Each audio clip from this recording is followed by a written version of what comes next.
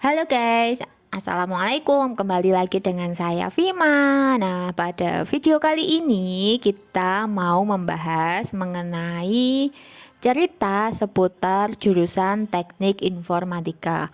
Kalau untuk yang kemarin kan kita udah bahas tentang jurusan pendidikan IPA, jurusan pendidikan biologi. Sekarang kita mau bahas tentang Teknik Informatika nih guys. Untuk kalian yang baru sekarang mau lulus SMA atau untuk yang gap year mungkin mau melanjutkan, mau nyoba lagi daftar kuliah, kalian bisa nih nanti kalau ada yang mau ditanyakan langsung aja di kolom komentar ya. Oke, langsung aja kita mulai. Di sini ada teman saya, dia adalah alumni jurusan Teknik Informatika. Langsung aja ya, yang pertama. Oh ya, perkenalkan diri dulu nggak ya? Oh ya, teman saya ini pemalu jadi nggak mau memperkenalkan diri nih guys. Tapi dia beneran alumni kok, bisa dicek di PP Dikti guys. Oke, langsung aja nomor satu pertanyaannya. Jurusan Teknik Informatika itu susah nggak ya? Duh, pertanyaannya langsung berat ya ini guys. Untuk jurusan teknik informatika sendiri itu tergantung apa ya? Tergantung orangnya juga sih. Karena dasarnya teknik informatika itu cukup mudah, yaitu cuman kita harus berpikir logika. Gimana logika itu kita sangat dibutuhkan untuk mempelajari mata kuliah yang ada di teknik informatika sendiri. Nah, kalau kita tidak bisa main logika kita, kita bakal kesusahan. Contoh sederhananya logika di seperti pelajaran matematika. Nah, itu kita harus sering-sering mengasah logika kita biar mudah menyerap mata kuliah kita. Itu susahnya kalau kita tidak bisa bermain logika di teknik informatika sendiri. Untuk mata kuliahnya sendiri itu yang pertama pasti dasar dulu. Nah, dasar dulu itu dikasih materi-materi mudah yang mengasah logika kita dan materi bahasa pemrograman yang istilahnya masih orang awam pun bisa untuk mempelajarinya. Contohnya yaitu C++, Java dan lain-lainnya. Nah, untuk mata kuliah semester awal-awal itu pemrograman yang mengasah logika kita. Nah, selama untuk semester selanjutnya itu baru ke jenjang selanjutnya advance dari mata kuliah yang semester awal dan diselingi dengan materi yang ada materi tentang data analis, materi tentang jaringan, materi tentang pemrograman server dan operating system pun juga dipelajari di teknik informatika sendiri. Nah, seperti itulah gambaran dari susah enggaknya jurusan teknik informatika sendiri. Oh, jadi gitu ya guys. Udah dijawab kan tadi susah atau enggaknya. Jadi itu susah atau enggaknya itu kembali lagi ke diri kalian masing-masing ya. Kalau kalian memang berminat, memang pengen, kalian pasti akan bersemangat saat menjalani kuliah tersebut. Oke, lanjut untuk pertanyaan selanjutnya. Di teknik informatika sendiri itu belajarnya berapa SKS ya? Kalau jumlah totalnya kalau sampai lulus. Untuk di kampusku sendiri itu sampai lulus itu kurang lebih 166, 65 atau 66 SKS. Wow, banyak sekali ya. Ya, Kalau itu. jurusanku pendidikan itu cuma 144. Kalau teknik ternyata lebih banyak, guys. Terus dari 160 kurang lebih itu SKS itu adakah mata kuliah praktikum? Tentunya ada. Untuk di jurusan teknik, semua fakultas teknik menurut saya itu pasti ada mata kuliah praktikumnya yang ya notabene teknik itu memang butuh yang apa untuk praktikum sendiri. Kalau di jurusan teknik informatika sendiri, di jurusan yang saya sudah pelajari itu praktikumnya sendiri ada beberapa mata kuliah yang untuk dibutuhkan praktikum. Contohnya mata kuliah jaringan. Nah, di mata kuliah jaringan ini kita dituntut untuk mempelajari jaringan yang tentunya jaringan internet, entah dari itu ISP, entah dari itu jaringan internet lokal, nanti mengkonfigurasi router, mengkonfigurasi wifi atau access point dan lain sebagainya. Dan ada praktikum lanjutan yaitu mengkonfigurasi server. Kita juga dituntut untuk mempelajari server karena di era sekarang ini server itu sangat penting karena kemajuan teknologi dan kemajuan sistem informasi yang semakin masif. Jadi kita harus dipraktekkan mengkonfigurasi server. Di kampus saya sendiri sudah mempunyai beberapa rak server untuk kebutuhan praktikum. Nah, itu nilai plus dari kampus saya sih, karena rak server tergolong harga yang sangat mahal sekali. Oke guys, jadi itu ya. Setelah apa itu praktikum, kalau biasanya misal anak biologi, anak IPA itu kan setelah praktikum ada laporan praktikumnya ditulis tangan kayak gitu. Apakah di jurusan teknik informatika sama kayak gitu juga ditulis tangan atau gimana ini praktikumnya? Ada laporan praktikumnya kayak gitu nggak sampai ngelembur ngerjainnya? Ya jelas ada, laporan praktikumnya itu jelas ada, tapi bukan tulis tangan lagi. Kalau di teknik informatika itu boleh tulis tangan, tapi kebanyakan dan lebih banyak itu pada langsung diketik di laptop atau komputer masing-masing, dan nanti submitnya itu nggak berupa kertas, kita nggak ngeprint. Printnya sangat minim sekali ya. Jadi nanti sudah disubmit di sistem informasi kampus yang digunakan untuk submit tugas dari laporan praktikum, tugas harian, tugas mingguan, dan proyek-proyek yang harus dikerjakan. Oke, jadi tenang aja guys, kalian di sini nggak disuruh untuk nulis tangan gitu, nggak disuruh nulis tangan kayak gitu, karena semuanya dikumpulkan dalam bentuk soft file. Berarti kalau semuanya bentuk soft file, biaya kuliah di teknik informatika ini mahal nggak sih? Nah biasanya, oh aku pengen masuk teknik nih, tapi kok katanya teknik tuh mahal, apalagi teknik informatika pasti butuhnya laptopnya yang speknya tinggi, terus yang perangkat lainnya juga. Jadi menurutmu berapa biaya, kisaran sampai berapa? Mungkin dari awal sampai lulus atau per semesternya atau per apa ya kegiatannya? Kalau untuk biaya kuliah itu sebenarnya relatif sih. Nah, kalau untuk biaya kuliah kan tiap kampus juga beda, ada kebijakan sendiri-sendiri. Tiap SKS juga harga kebijakannya sendiri-sendiri. Jadi untuk biaya kuliah teknik informatika sendiri itu bisa kalian lihat atau kalian cari informasinya di website kampus yang sudah menyediakan jurusan teknik informatika.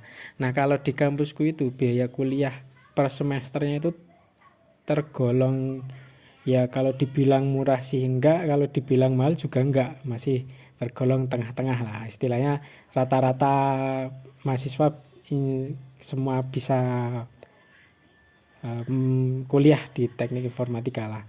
Nah, kalau untuk biaya lainnya seperti laptop, terus nanti tugas project dan lain-lain itu ya tergolong lumayan sih kalau untuk laptop sendiri. Nah, laptop sendiri itu kalau di kampus saya itu sudah ada standarisasinya sendiri. Nah, untuk laptopnya sendiri itu minimal sudah Intel Core Core i atau AMD yang Ryzen seri-seri seperti itu, dan pastinya sudah SSD. Ya, untuk RAM-nya minimal 8. Biasanya seperti itu. Karena untuk mempelajari mata kuliah yang notabene full menggunakan laptop, itu pasti memerlukan laptop yang speknya menengah ke atas lah. Nah, untuk harga laptopnya sampai kalian bisa browsing sendiri untuk spek-spek mata teknik informatika seperti itu. Nah, untuk biaya project dan lain-lain itu tergantung kalian membuat project. Misal nanti ada project tugas bikin web. Nah, kita kan harus membutuhkan server untuk mengupload web kita agar bisa diakses oleh orang lain secara umum dan tidak harus menggunakan jaringan lokal. Nah, itu perlu biaya untuk sewa server sendiri. Terus untuk di kampus saya itu di semester 5-6 itu ada project yang untuk project jaringan sama project di dalam mata kuliah jaringan itu ada project robotika atau elektronika. Nah, kita diharuskan bisa memprogram Raspberry itu agar menjadi sebuah produk yang bisa membantu atau menjadi sebuah produk yang bisa berjalan seperti itu. Raspberry itu buah atau bukan ya raspberry? Bukan. Raspberry itu nama alat, bukan nama buah ya. Jadi jangan dimakan ya. Oke, raspberry itu ternyata nama alat ya guys. Ya itu ya guys, itu adalah nama alat raspberry itu. Jadi kesimpulannya kalau misal kalian di kampus negeri itu pasti kan ada UKT ya.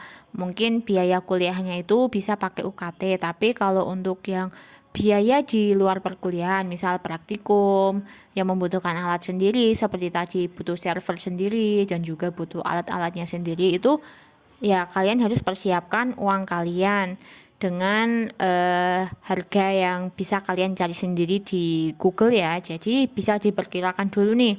Misal kok pengen masuk teknik, kira-kira aku mampu nggak ya beli alat-alat ini. Kemudian juga nanti biayanya untuk beli server dan lain sebagainya itu. Karena nanti juga ada mata kuliah lainnya juga seperti PPL, KKN, kayak gitu ya. Tapi kalau untuk di kampus swasta, mungkin pembayarannya itu tergantung SKS yang kalian ambil setiap semesternya, guys. Oke, setelah itu, oh ya, berarti kalau di teknik informatika itu yang dipelajari ngoding terus ya? Apakah ngoding terus? Atau ada belajar matematika, terus belajar fisika, kayak gitu enggak? Soalnya tadi kan juga dijelaskan bahwa belajar belajar elektronika. Oke, itu ya. Apakah di teknik informatika itu juga belajar tentang matematika, fisika, kayak gitu? Kalau di teknik informatika itu mempelajarinya matematika. Kalau untuk mata pelajaran lain misal kayak fisika dan kimia itu sudah tidak mempelajari, yang dipelajari itu matematika dan aritmatika. Untuk itu dipelajari di semester awal agar untuk kita bisa belajar logika. Nah, itu untuk mempelajari, untuk mengasah logika kita. Nah, itu dikasih mata kuliah matematika dan aritmatika. Oke, berarti juga belajar tentang computational thinking. Computational thinking itu juga belajar. Untuk itu ya otomatis kita juga mempelajari computational thinking karena kita juga mempelajari tentang komputer itu sendiri, bagaimana komputer berjalan, bagaimana komputer merespon apa yang kita kerjakan, apa yang kita ketik, apa yang kita klik di situ. Jadi otomatis kita mempelajari computational thinking. Oke, jadi kuliahnya itu nggak cuma tentang pengkodingan aja ya, tapi juga ada yang lainnya. Kalau di jurusan lain itu kan di semester 5 atau 6 itu kan ada jurusan pilihan kayak gitu ya, dan boleh diambil, boleh tidak. Kalau di jurusan teknik informatika ini untuk makul-makul pilihan kayak gitu apa aja? Kalau untuk makul pilihan di semester 5, 6, 7 itu, kalau di kampusku sendiri itu sudah ada beberapa. Yang pertama itu jaringan, yaitu boleh diambil, boleh enggak. Terus ada pemrograman lanjutan, selain pemrograman PHP, pemrograman Python itu boleh mengambil kita pemrograman tentang Android, atau kita mempelajari tentang bagaimana cara membuat aplikasi di Android. Nah, selanjutnya ada mata kuliah tentang data analis, data engineering. Ya, itu juga boleh diambil mata kuliah tingkat lanjutannya. Kalau di semester 4 kita cuma dikasih dasarannya aja. Nah, untuk tingkat lanjutannya kita boleh ambil atau tidak, tergantung kita mau fokus mata kuliahnya kemana gitu. Oke, jadi itu ada pilihannya juga ya untuk mata kuliah yang jadi pilihan boleh diambil ataupun tidak. Oke, kita kan tadi udah bahas tentang mata kuliah, biaya, spek laptopnya juga. Kan tadi membutuhkan laptop yang speknya tinggi ya guys. Minimal RAM 8 ke atas. Wah, bentar kok. Oke guys, kan tadi udah tanya-tanya itu ya. Sekarang yang sering jadi pertanyaan di kolom komentar itu pasti biasanya, Kak, prospek kerjanya jurusan ini tuh apa? Nah, kalau untuk jurusan teknik informatika sendiri, prospek kerjanya tuh jadi apa? Jadi CEO ya? Atau jadi Kalau prospek kerja dari teknik informatika sekarang ini itu sangat banyak sekali ya, karena era teknologi itu sudah sangat berkembang sekali. Jadi jurusan teknik informatika sendiri itu sangat dibutuhkan di berbagai bidang perusahaan ya, maupun di bidang Pertamina, perusahaan tambang, perusahaan biologi. Jadi guru pun juga bisa. Kita tinggal ambil kuliah PPG, atau itu kita sudah bisa jadi guru TIK di SMP atau SMA. Nah, untuk prospek kerja sendiri itu sekarang programmer itu sudah banyak sekali dibutuhkan, entah itu programmer PHP, bikin web, programmer Java, bikin aplikasi, terus programmer Android sekarang sudah semakin dibutuhkan, programmer Python, terus jadi data analis, jadi UI UX, nah itu jadi desain grafis juga bisa. Itu prospek kerjanya sangat banyak sekali, tergantung kita nanti fokusnya mau di mana, programming, di jaringan, di server, terus data, UI UX, itu prospek kerjanya sangatlah luas sekali. Oke, bisa jadi ASN juga ya? Bisa nggak? Bisa dong, di PNS juga bisa. Karena di pemerintah sendiri kan sekarang sudah semakin mengembangkan web buat instansi-instansi, itu pasti membutuhkan teknik informatika buat pengembangan web instansi sendiri. Itu pasti membutuhkan yang namanya alumni dari teknik informatika. Oke, jadi kalau misal nih kalian masuk jurusan teknik informatika, kok sampai tengah-tengah itu, ya kayaknya ini salah nih, salah jurusan. Terus ketika kalian lulus, kalian pengen jadi guru, itu bisa banget ya.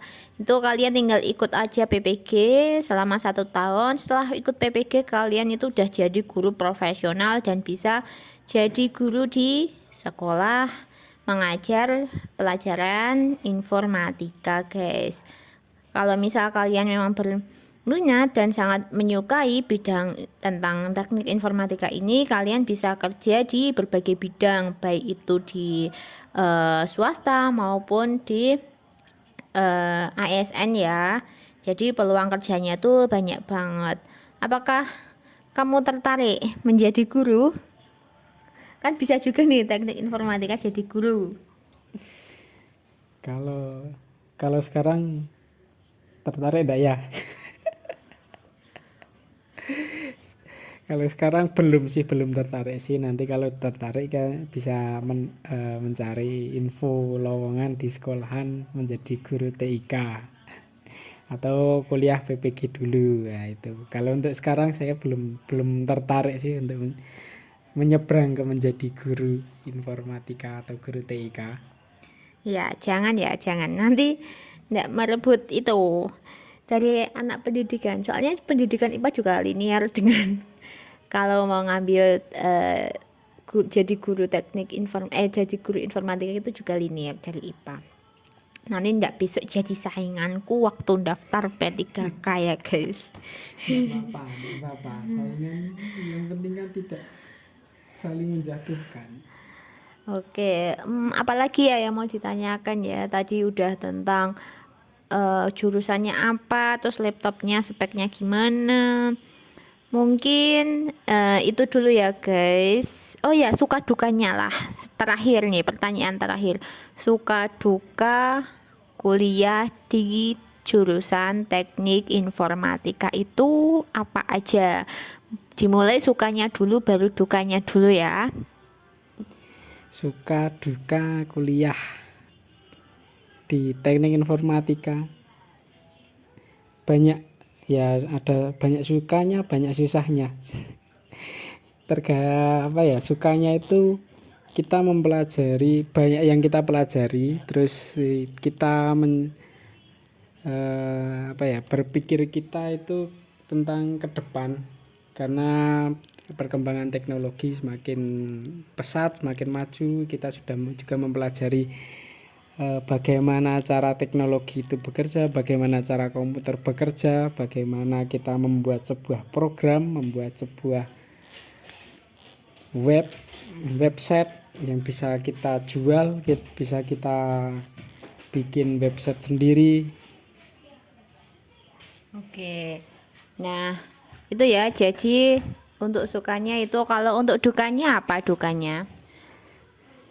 Kalau untuk dukanya, setiap jurusan itu pasti ada dukanya ya. Kalau di teknik Ya informatika iya, seperti itu dukanya. kalau di teknik informatika sendiri, dukanya itu karena sering sekali ngelembur tugas. Sama, IPA juga ngelembur. Sering sekali ngelembur project. Eh, rekor saya itu duka ya. Rekor saya begadang itu hampir 3 hari tidak tidur karena ngelembur project akhir itu hampir 3 hari tidak tidur. Nah, mata udah seperti zombie, seperti mata panda, udah gak karuan. Nah itu, tapi ya itu karena kita bareng-bareng sama teman-teman, jadi itu nggak kerasa. Ya duka yang lainnya itu apa? Laptopnya rusak ya? Nah ya itu salah satunya juga itu,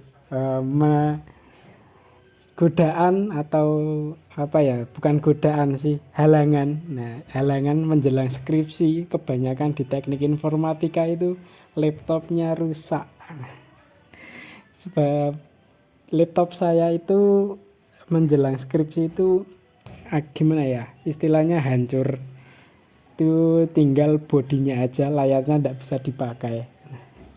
Jadi untuk mengakali, karena saya juga tabungan saya juga menipis karena udah dipakai untuk membuat proyek akhir. Jadi mau nggak mau saya harus membeli monitor dan meminjam monitor ketika di kampus, ketika saya cuma membawa bodi laptop saya aja. Oke, jadi itu ya guys. Kalau di teknik informatika mungkin awal-awal itu mahasiswa itu laptopnya baru, speknya bagus-bagus. Di akhir udah digunakan selama 4 tahun, itu laptopnya udah pada rusak biasanya guys. Itu dukanya ketika masuk teknik informatika ya. Nah, mungkin cukup sekian dulu ya untuk cerita hari ini. Kita lanjutkan di cerita selanjutnya dengan jurusan yang lainnya.